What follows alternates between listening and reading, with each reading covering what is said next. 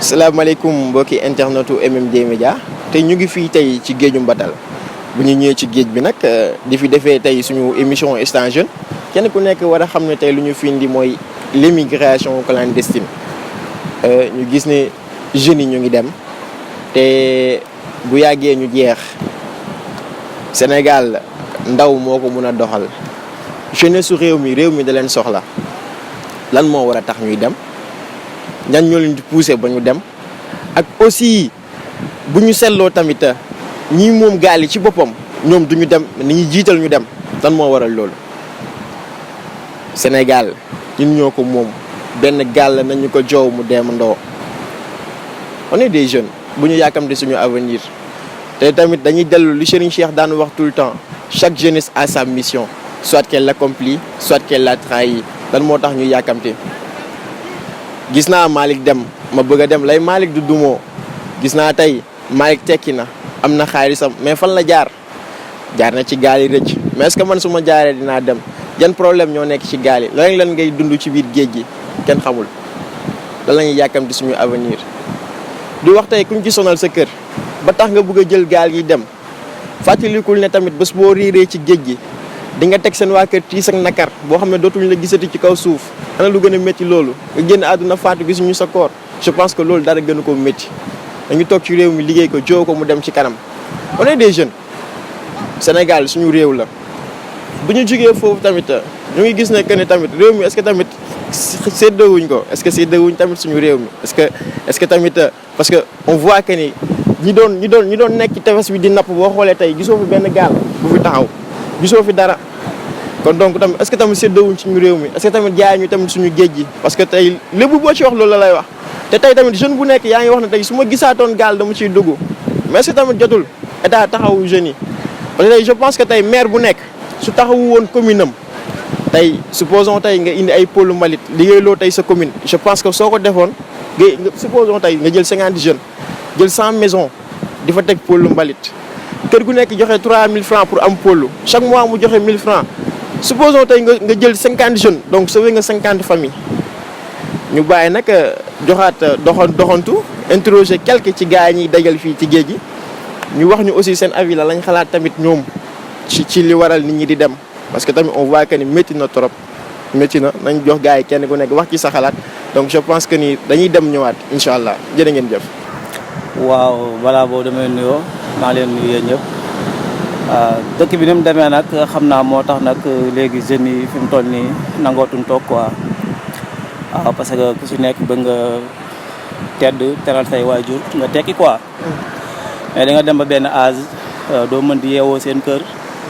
waaw jàkkaaroog sa yaay wala nga jàkkaaroog sa papa doo am leen loo ko mën a jox loolu xam nga neexul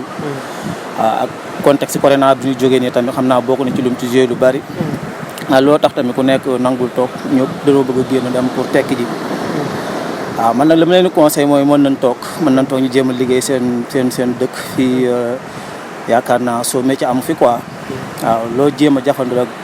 yàlla dina la ci jàppale ba nga tekki ci nga bañ a yàkkamti daal ñu bañ a yàkkamti waaw parce que doomu aadama moom tôt ou tard li yàlla bi nu sa jë di nga ko jot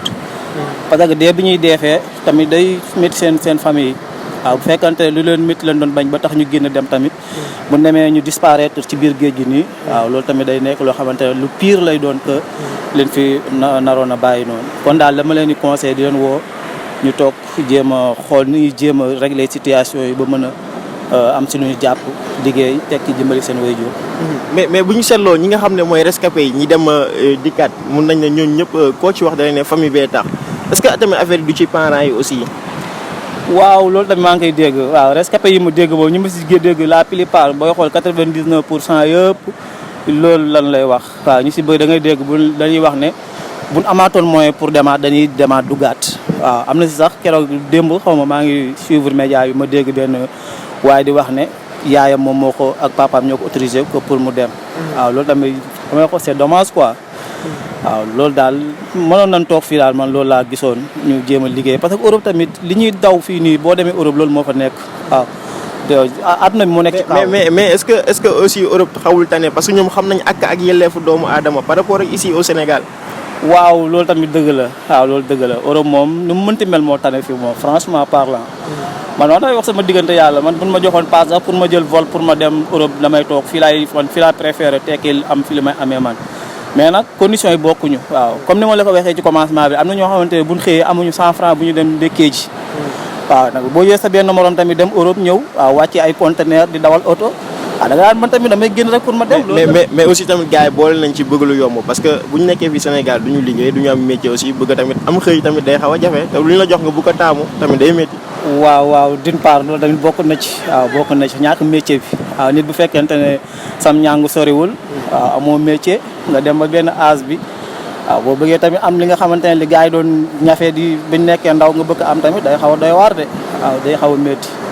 waaw loolu tamit bokk na ci kon daal li ñu wax rek ñu bañ a def jàpp ne am na soo métier daal lépp loo xam buñ ko gisee ne buñ si jàppee na leen jëriñ rek ñu jëm ci jàpp te toog liggéey. d'accord ñu ngi lay jaajëfal. tur bi naka la. maa ngi lay jaajëfal man Baye Mouhamed Ndiaye laa tudd mais ëmb di leen ma gën a xamee. bon man comme li may faral di wax rek bon étant jeune war nga mën a am beneen vision quoi bu positif que di jël bateau yi di jël peu importe pirogue bu mu mënti doon di dem naan da ngay jéem a immigré ji si beneen continent et pourtant ñun Afrique fii am nañ ay ressources yoo xamante ni aussi am nañ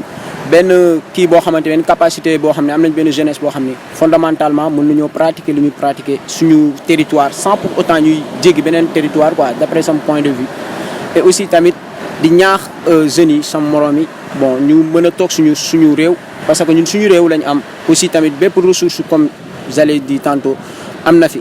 kon war nañoo mën a toog suñu société suñu pays suñu nation ñu porter drapeau bi weesuwul nga toog si sa pays liggéey fi ba tekki fekk la fi tekki mi ngi si loxo borom bi quoi et aussi tamit chacun a son destin ku nekk am nga tey jii nii si affaire yi man maa ngi si doon dégg ñoo xam ne ay frères de lait lañ ñoo xamante ni nii ay frères de 2 parents lañ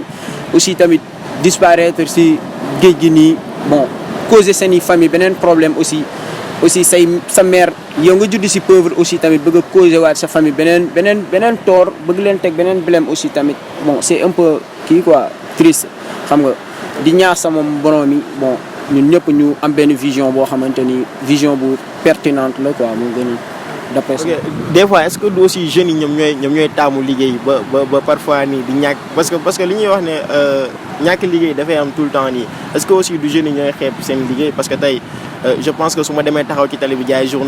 ay journaux je pense que ni loolu liggéey la mais dañ koy xeeb quoi au fait. mais bien sûr que oui y a pas mieux quoi fii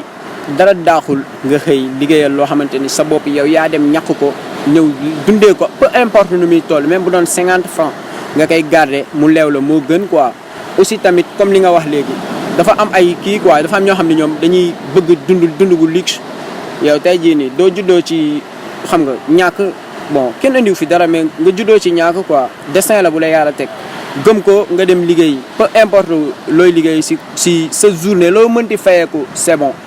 fii bon y a pas sous-métier quoi fii décarcassé wul ba un bon jour bon yàlla dina la woon bon chemin bi parce que fii rien n'est trop tard dans la vie bon mën nga dem ba à l'âge de 40 ans nga réussir dab la mën nga dem ba à l'âge de 50 ans réussir du jour au lendemain mën na la dab kon fii jarul yaakamti quoi naan da ngay jël gaal yi xam nga di sacrifier sa life dans les airs quoi. parfois aussi est-ce que du ci famille quoi parce que tey ngay xëy ak sa yaay mu lay xoolee benn bët bi et tout ça am na ñoo xam ne seen ngor moo leen di may peut-être ñu dem. bon bien sûr que oui man moom loolu gis naa ko man franchement parler gis naa ko benn copain boo xam ni moom meeram xam nga ay doomu kii nii comme ni ñu koy waxee doomu baay quoi meeram moo ko poussé à que mu dem ba Maroc bon gars yi kidnappé leen foofu noonu moom yeneen bro pour di leen demander ay 100 000 francs seen parents yi transférer ay 200 000 par mois pour uniquement rek ñu mën leen traverser loo diggante Maroc ak Espagne te loolu d'après man dara jaru ko quoi 500 000 boobu ngay jël 500 000 francs boobu di ko traverser Maroc boo ko jëloon fii gëm sa bopp fii Sénégal bon y a pas sous-métier quoi boo ko jëloon fii Sénégal mën nga see planter loo xamante ni développement bi du jour au lendemain da lay fekk si parce que affaire yi méttiwul quoi fi gëm-gëm la aussi tamit nga dem jusqu'au bout quoi yow yaa ngi ci lan yaa ngi ci études yi wala. waaw man maa ngi si étude yi. salaamaaleykum sëñ. waaleykum salaam wa rahmatulah nañ def. ñu ngi lay nuyu bu baax tudd naka la. Ibrahima. Ibrahima. waay Ibrahima lan nga ñu mën a wax ci xale yi nga xamante ni jeunes yi nga xam ne ñu ngi jël gaal bi di dem. ok waaw salaamaaleykum bu d'abord maa ngi nuyu ñëpp di ziar ñëpp bon li si mën a wax moom en fait mooy maanaam jeune en tant que jeune quoi xam nga toujours yaa ngi xool sa développement ak sa li nga xam ne moom mooy maanaam li ñu lay xaaree toujours ndax soutien de famille ngay nekk waaw léegi maanaam li ma si mën a wax mooy maanaam jeunes yi suñu amoon lu leen occupé fii nii liggéey am maanaam duñ mën a dem quoi di def ay clandestine quoi waaw xam nga d'ailleurs di nga xam ne di nga nekk si kër juddoo fa màggee fa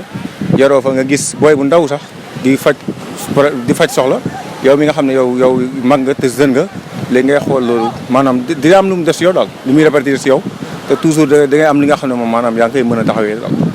loolu moo tax daal jeunes yu bëri daal di jël gaal gi mais man noonu waaw loolu la rek. nga yaakaar ne tey 250 000 ou bien 350 000 yi ñuy passé tey suñ ko yëkkati woon fii ci dara nga yaakaar ne du développé. si mais xam nga comme Sénégal nii moom. 250 000 moom da ngay dégg nii rek de mais saa yi soo ko tojee nii. weccet lay doon de. soo si jëndee ataaya laa lay wax ni dara du si des mënoo fa investir dara. fii suuf bi baaxul de un. mënoo investir commerce bi doxul xam nga loo jaay mu lamb. bu fekkee li ngay investir si suuf bi ñëwul. loolu daanaka man du ma gis ban plan lañ ko mën a def daal pour mu mën a jur dara. d'accord su ma la déggee bu baax donc tu es pour ou contre ñiy dem. non loolu kenn mënul taxaw ne. bon baax na quoi. mais en fait da ngay xool rek comme par exemple tey kenn mënul wax ne baax na de mais tamit toujours ñun jeunes yi nga xam ne ñu ngi dem. di nekk foofu noonu soo leen xoolee da ngay leer na yow ñu ngi da ngay kii quoi da ngay xaw a jaloux daal si benn côté loolu kese moo tax jeunes yi dem mais toujours daal ku si am xel daal da ngay toog fii quoi. waaw mbokki internet yi comme ni ngeen ko gisee interroger nañ pas mal de jeunes te kenn ku nekk aussi wax nga lii sa xalaat ci li nga xamante ne ni mooy immigration clandestine bi donc kenn rafetlu ko ñëpp ko ñaawlu te tam bu dégluloo propos yi tamit ñenn ñi maanaam li tax aussi tamit ñuy dem peut-être ay problème de famille la ñii dañuy am ay difficultés ci seen famille ñii aussi tamit dañ leen dul cëral ci biir famille bi ba tax ñu dem tukki mais dama leen di wax ne tukki bi jaru ko peut-être gaal bi ngeen koy jaaree sax laay wax moo ko jarul mais tukki am na solo mais gaal gi ngeen koy jaaree du ko jar parce que tey bu ñu waxantee dëgg da ngay jaar gaal ni ma ko waxee woon sànq ci ubbi bi da ngay jaar gaal après léegi sa koor riir da ngay indiwaat beneen problème sa famille dañu toog fii liggéey je pense que 350 000 yi ngay duggee gaal soo ko toogee fii nii boo ko investir dina jur dara ngala askan wi dem bi ci biir gaal bi est-ce que jar na ko question la dañuy waxtaanee rek lu ñuy waxtaanee la di leen bàyyi aussi tam ba beneen di leen jox dig daje ci beneen émission Instant Jeune waaw fu nekk nag la ñuy dem di leen bàyyi rek di leen wax ne aussi tamit ngeen abonné sans oublier suñu numéro commercial moo ngi noonu di feeñ ci suuf abonné leen ci chaîne bi jërë ngeen jëf.